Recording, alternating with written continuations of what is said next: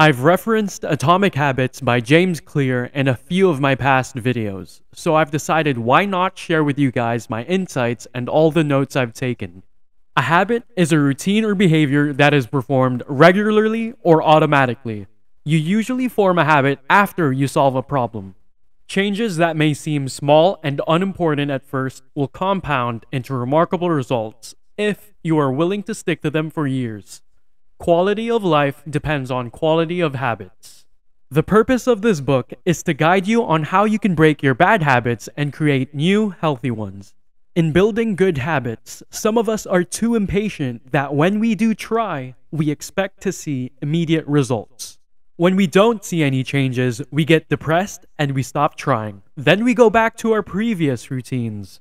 Be determined to improve 1% at a time. You might think these 1% are not doing anything, but if you add all the 1% each day, you'll see that you are far from where you came from. There's a level of threshold that you must cross first before you'll be able to see any improvement. The plateau of latent potential. This plateau happens when you make a few small changes and you don't see any effects at all. If you cannot seem to break a bad habit, it is because you haven't crossed the plateau yet. It does not mean your efforts are wasted. It just means great results are still being cooked. The most powerful outcomes are delayed. When you fall in love with the process rather than the product, you don't have to wait to achieve that happiness. You're already happy doing what you're doing. The goal is just a bonus. What has been taught to us and what we used to believe in is that in order to achieve something, you have to set specific actionable goals. We say, once I have achieved this goal, then I will be happy. But your happiness becomes conditional. According to Scott Adams, goals are the results you want to achieve. Systems are the processes that lead to those results.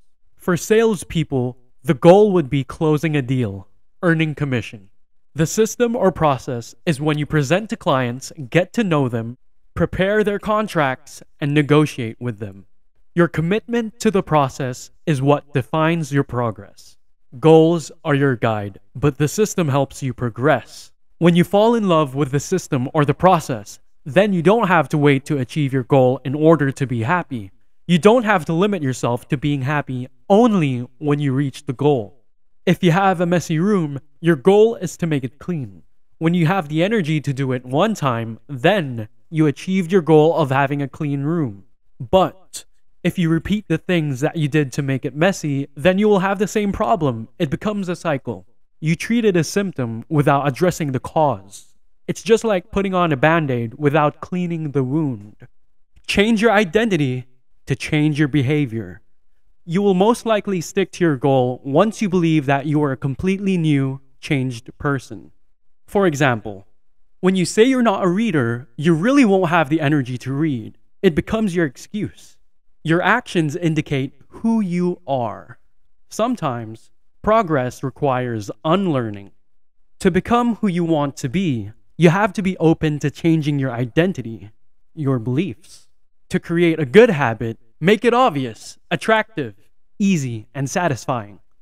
To break a bad habit, do the opposite. Make it invisible, unattractive, difficult, and unsatisfying. Environment matters more than motivation. If you try to work in a noisy room where everyone is watching TV, you will most likely not get anything done. Set up your surrounding in such a way that it'll be so easy for you to create a habit. Place a book near your bed if you want to read first thing in the morning. Design your own world. Surround yourself with people who have the habits you want to have yourself. You will rise together. Another way to practice a good habit is combining it with your favorite habit. It's called temptation bundling. For example, if you want to watch Netflix but you need to brush up on current events, the solution would be only watch Netflix after reading a few articles. Change you don't have to you get to. You get to wake up early for work. You get to cook dinner for your family. Look at the benefits. Usually, instant gratification leans towards bad habits. If the pleasure is too immediate, question it. Once you have built good habits, the way to stay motivated is to continue challenging yourself. And when there's no more challenge left, then learn to fall in love with boredom. People don't excel just because they did it in one try. They master it because they do it every day, even if they get bored. Atomic habit. A small change, a marginal gain, or 1% improvement. There are little habits that are part of a larger system. Atomic habits are the building blocks of remarkable results. Remember the power of atomic habits. Tiny changes, remarkable results. This is what I've gathered from the book Atomic Habits by James Clear. I highly recommend this book. Let me know what you think. Drop down a comment. I'd always love to know. For more videos on personal development, give this video a like. And don't forget to subscribe so you don't miss out on future videos. I hope you have an amazing rest of your day. See you on the next one.